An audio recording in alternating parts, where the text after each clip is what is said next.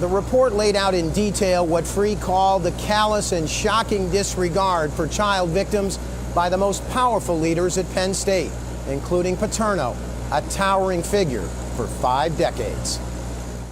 It was like going against the President of the United States. The former FBI director pointed to the culture at the heart of the cover-up. He charged that Paterno, former President Graham Spanier, Senior Vice President Gary Schultz, and Athletic Director Tim Curley repeatedly concealed critical facts relating to Sandusky's child abuse from the authorities, the university's Board of Trustees, the Penn State community, and the public at large.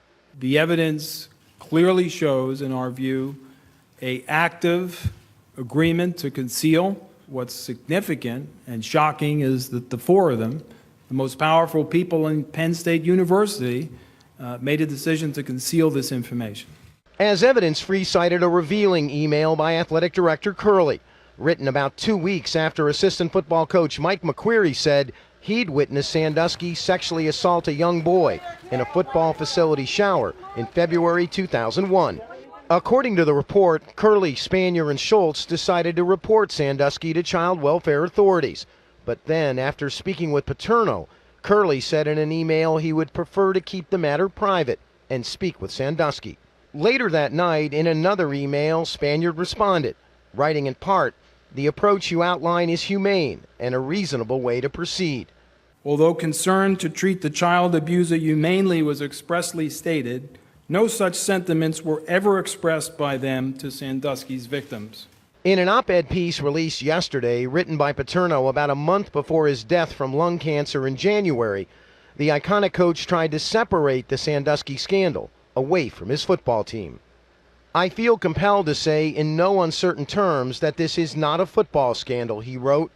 "This is a great university with one of the best academic performing football programs in major college athletics. Those are the facts, and nothing that has been alleged changes them."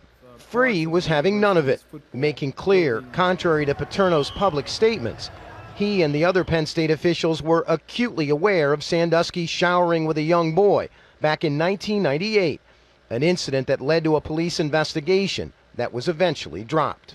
What's striking about 1998 is nobody even spoke to Sandusky, not one of those 4 persons, including the coach, who was a few steps away from his office. There's no indication anybody spoke to him. The NCAA said today it is awaiting answers to 4 key questions from Penn State, including institutional control and ethics. It remains, Scott, one of 4 major investigations still going on at the school. Thanks, Armen. Penn State's Board of Trustees asked for this investigation today. Chairman Karen Peets said that the board accepts full responsibility for the failures that occurred. Another trustee said, "We are deeply ashamed."